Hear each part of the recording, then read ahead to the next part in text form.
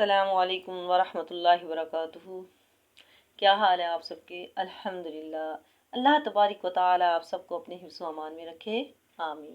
نحمدہ و نصلی علی رسولہ الکریم، اما بعد فاعوذ باللہ من الشیطان الرجیم، بسم اللہ الرحمن الرحیم۔ رب اشرح لی صدری ویسر لی امری واحلل عقدۃ من لسانی یفقہوا قولی۔ ربی زدنی علما، اللہم زدنا علما، اللہم فقہنا فی الدین، اللہم انا نسألک علما نافعا ورزقا طیبا وعملا متقبلا، آمین۔ آج ہم پڑھیں گے سورۃ البقرہ آیت نمبر 15۔ بسم اللہ الرحمن الرحیم۔ اللہ یستہزئ مذاق کرتا ہے بہم ان کے ساتھ، ویمدہم اور ڈھیل دیتا ہے ان کو، فی طغیانہم ان کی سرکشی میں، یعمہون وہ بھٹکتے پھرتے ہیں۔ یعمہون وہ سب اندھے بنے ہوئے ہیں، یعنی وہ بھٹکتے پھرتے ہیں۔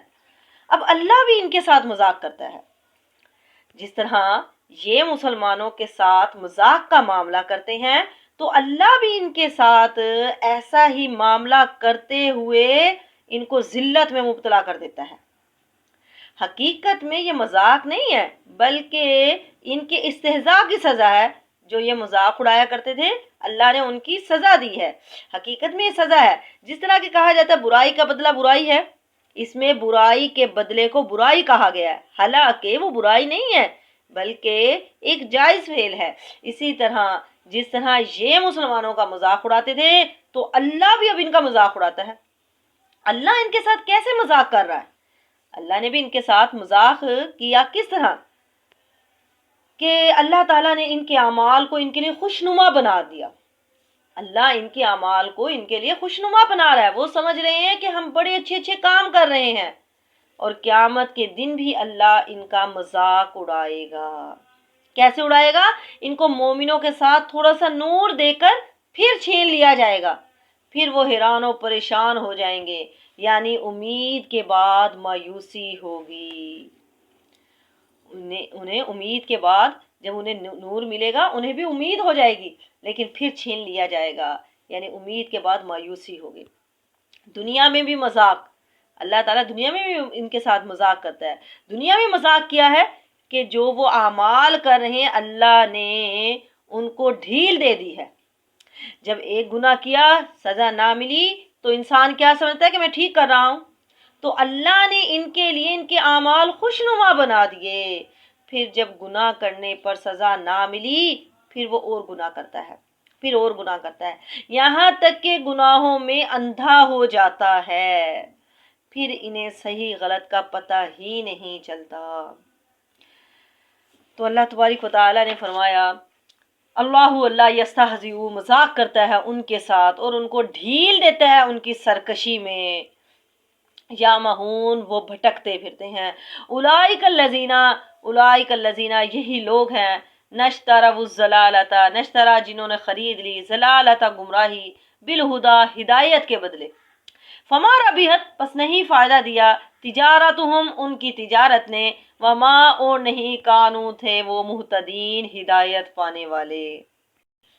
تو کیا فرمایا اللہ تعالیٰ نے؟ یہی وہ لوگ ہیں جنہوں نے ہدایت چھوڑ کر گمراہی خریدی، تو ان کی تجارت نے ان کو کوئی بھی فائدہ نہیں دیا۔ حضرت ابن عباس، ابن مسعود اور دیگر صحابہ سے مروی ہے کہ انہوں نے ہدایت چھوڑ دی اور گمراہی لے لی، یعنی تجارت سے مراد کیا ہے؟ ہدایت چھوڑ کر گمراہی اختیار کرنا، جو سراسر گھاٹے کا سودا ہے۔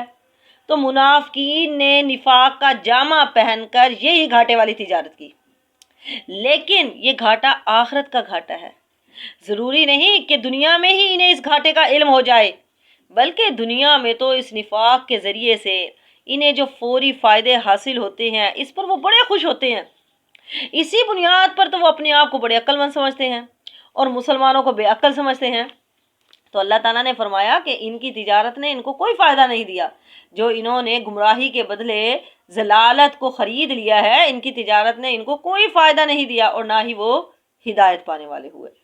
मसलहुम उनकी मिसाल का मसली जैसे कि मिसाल है अल्लज़ी उस शख्स इस्तौक़द नारा जिसने जलाई आग फलम्मा पस जब अज़ाअत रोशन कर दिया मा हौलहु उसका इर्द गिर्द ज़ाहब अल्लाहु ले गया अल्लाह ताला बिनूरिहिम उनके नूर को व तरकहुम और छोड़ दिया उनको फ़ी ज़ुलुमातिन अंधेरों में ला नहीं युबसिरून वो नहीं देखते।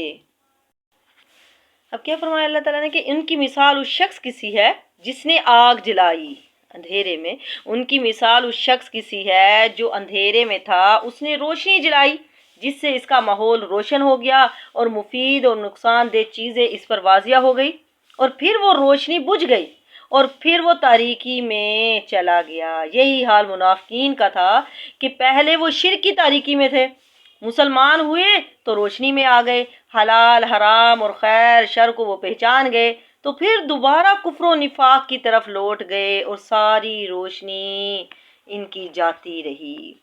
यानी पहले तो ईमान ले आए, जब आग ने इनका माहौल को रोशन कर दिया फलम्मा अज़ाअत मा हौलहु ज़ाहब अल्लाहु बिनूरिहिम तो अल्लाह इनका नूर ले गया। नूर से क्या मुराद है? इब्ने अब्बास फरमाते हैं कि नूर से मुराद ईमान है, ज़ुलुमात से मुराद जलालत और कुफर है। तो अल्लाह इनका नूर ले गया और उनको अंधेरों में छोड़ दिया। अल्लाह इनका नूर ले गया यानी कल्ब का, दिल का जो नूर है वो अल्लाह के हाथ में है। इसलिए दुआ मांगनी चाहिए अल्लाहुम्मा जअल फी कल्बी नूरा, ऐ अल्लाह तू मेरे दिल में नूर पैदा कर दे। तो इनके दिलों में इब्तिदा में एक नूर आया, लेकिन जब उन्होंने देखा कि दीन पर अमल करने से दुनिया के कुछ नुकसानात करने पड़ते हैं तो उन्होंने दीन छोड़कर दुनिया का रास्ता इख्तियार कर लिया। तो इनका कुफर गालिब आ गया, उनके अंदर का नूर बुझ गया और फिर ये भटकते फिरते हैं, ये हिदायत पाने वाले नहीं हैं। तो अब यहाँ पर अल्लाह ताला ने क्या है, मुनाफिक की मिसाल ये बयान फरमाई है, मुनाफिकीन के इसने आग जलाई। यहाँ मुनाफिक को आग जलाने वाले के साथ तशबीह दी कि एक शख्स जिसने आग जलाई, फिर जब वो रोशन हो गया फिर वो आग बुझ गई, इसका नूर चला गया, लेकिन जो इस आग का धुआं था और जो बाकी खराबी थी वो रह गई। देखें, जलती आग को अगर आप बुझा दे तो क्या होगा? धुआं और कोयले होंगे ना, धुआं और कोयले रह जाएंगे और जो रोशनी थी वो चली गई। यानी जब उन्होंने ईमान कबूल किया तो रोशनी हुई, लेकिन जब उनके दिलों में निफाक आया तो उनका नूर बुझ गया। ये शकूक व शुबहात के अंधेरों में भटकते फिर रहे हैं। यानी बज़ाहिर ईमान लाने से इन्हें मुसलमानों में कुछ इज्जत मिली, मसला माल गनीमत इन्हें मिली और मुसलमानों में रिश्ते नाते हुए, बहुत से फ़ायदे इनको हासिल हुए, लेकिन जैसे ही मौत आई तो वो सब कुछ चला गया और फिर वो कब्र में अंधेरों में है, उनके पास कोई वहाँ फ़ायदे की चीज़ नहीं है, बस धुआं है, आग है, कोयले हैं, वहाँ अंधेरा है। तो दीन में नूर है, दीन के अंदर रोशनी है, नूर है। आगे अल्लाह ताला ने फरमाया सुम्मुम बहरे हैं, बुकमुन गूंगे हैं, उमयुन अंधे हैं, फाहुम पस वो ला नहीं अर्जुन वो नहीं लौटेंगे। सुम्मुम बहरे हैं, बुकमुन गूंगे हैं, उमयुन अंधे हैं। क्या मतलब है? बहरे हैं, गूंगे हैं, अंधे हैं, यानी हिदायत की बात सुन नहीं पाते। हिदायत की जब बात इन्हें सुनाई जाती है तो वो कानों से टकरा कर वापस चली जाती है, दिल के अंदर नहीं जाती।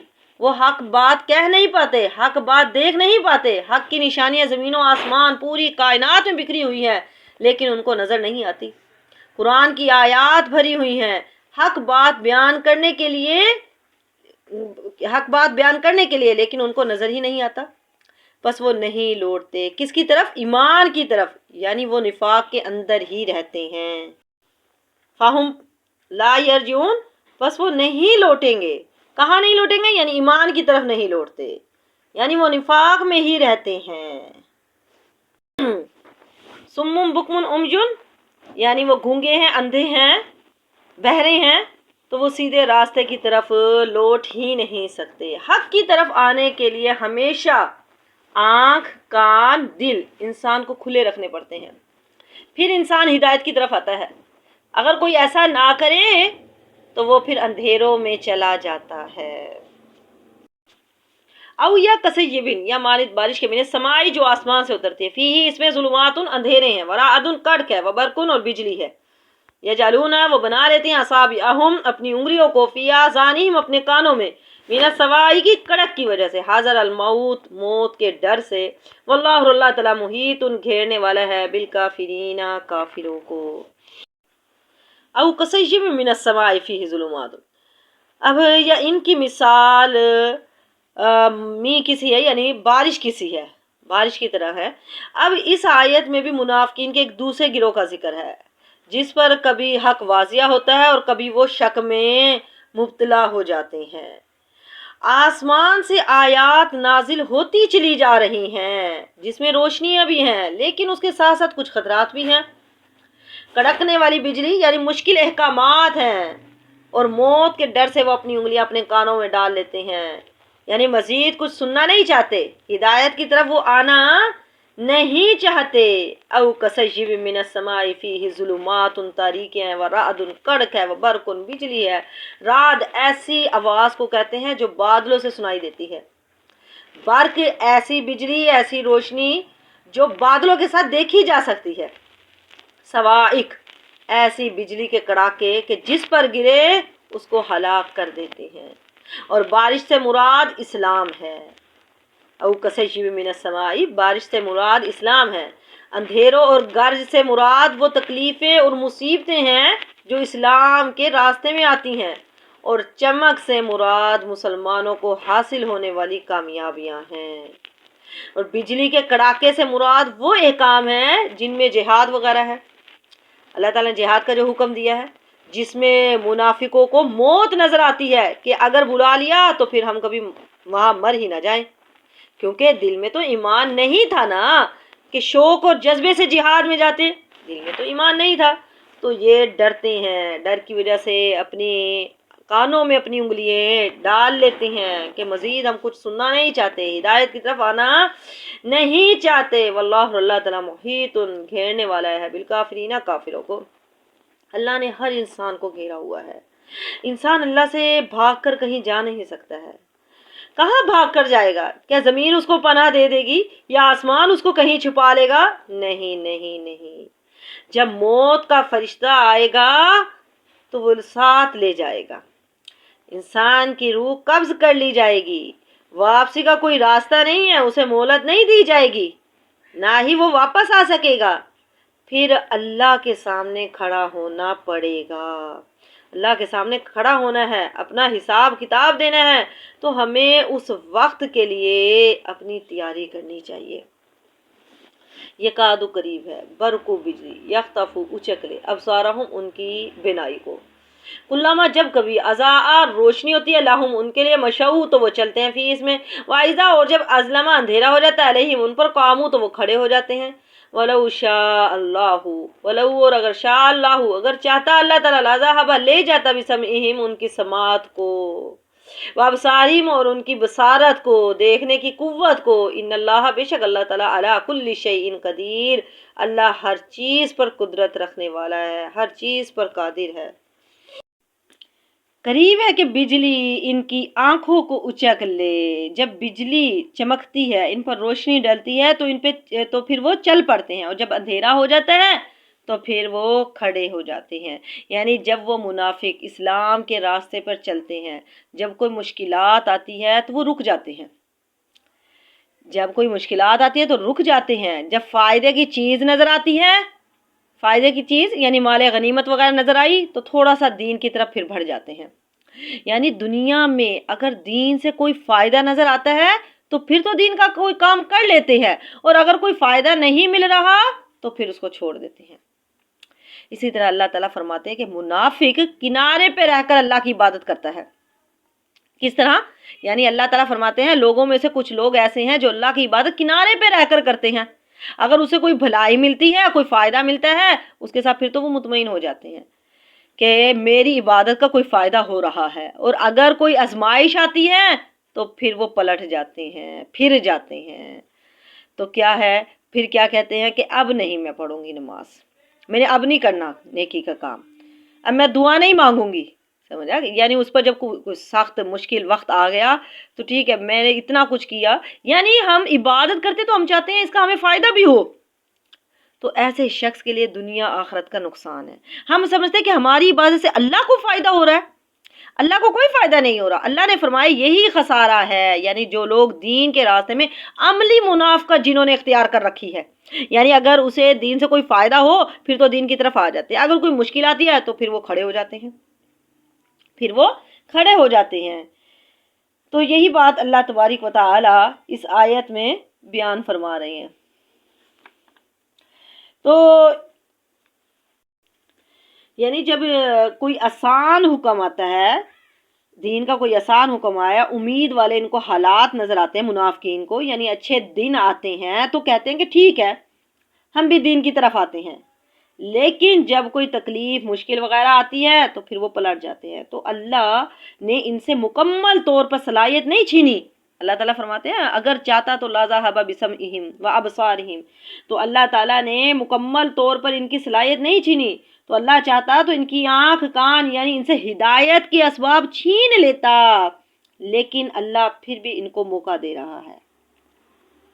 دیکھیے ہر انسان میں ہی قول و فعل کا کچھ نہ کچھ تضاد ہوتا ہی ہے، یعنی کچھ نہ کچھ تھوڑی بہت منافقت انسان میں پائی ہی جاتی ہے.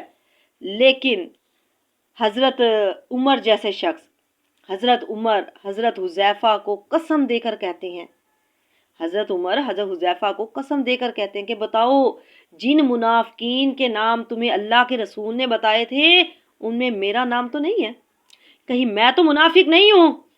حضرت حنزلہ کہتے ہیں کہ میں تو نہیں ہوں. حضرت حنزلہ بھی ان سے پوچھتے ہیں. حضرت ابو بکر صدیق کہتے ہیں کہ میری بھی یہی کیفیت ہے. دیکھیں وہ صحابہ کرام اپنے اوپر منافقت کا خوف رکھتے تھے، جو کہ دن رات نیکیوں کے کام کر رہے ہیں انہیں اپنے اوپر منافقت کا خوف تھا. لیکن آج ہم اپنے آپ کو بڑے پکے سچے مومن سمجھتے ہیں اور منافقت سے اپنے آپ کو ہم بہت دور سمجھتے ہیں کہ نفاق ہمارے اندر نہیں ہے. اور نفاق ہوتا بھی اسی کے اندر ہے جو منافقت سے دور ہو جاتا ہے، ورنہ ہر سچے مومن کو منافقت کا ڈر لگا رہتا ہے کہ کہیں میرے اندر تو ایسی کوئی صفت نہیں کہ کبھی اللہ مجھ سے تو یہ ہدایت کے مواقع نہ چھین لے، تو اس کو ڈر لگا رہتا ہے. لیکن ہم کیا سمجھتے ہیں؟ ہم بڑے پکے سچے مومن ہیں، ہمارے اندر نفاق نہیں ہے. تو ہمیں اللہ تعالیٰ سے دعا کرتے رہنا چاہیے، اے اللہ جب تک تو ہمیں زندہ رکھے ہمیں ہماری سماعت، ہماری بصارت، ہماری قوت سے مستفید کر، فائدہ اٹھانے والا بنا اور اسے ہمارا وارث بنا دے. یا اللہ تو ہم سے یہ صلاحیتیں نہ چھیننا اور ہمیں ہدایت پر ہی قائم رکھنا. ان اللہ، بے شک اللہ تعالیٰ علی کل شیء قدیر، ہر چیز پر قادر ہے، قدرت رکھنے والا ہے. آخر میں اللہ تبارک و تعالیٰ سے دعا ہے کہ اللہ تبارک و تعالیٰ ہم سے نفاق کو دور کر دے، ہمارے اندر سے منافقت کو ختم کر دے، اور اللہ ہم سے یہ صلاحیتیں نہ چھینے اور ہمیں ہدایت پر ہی قائم رکھے. آمین. وآخر دعوانا ان الحمد للہ رب العالمین. سبحانک اللہم و بحمدک، اشہد ان لا الہ الا انت، استغفرک و اتوب الیک. السلام علیکم ورحمۃ اللہ وبرکاتہ.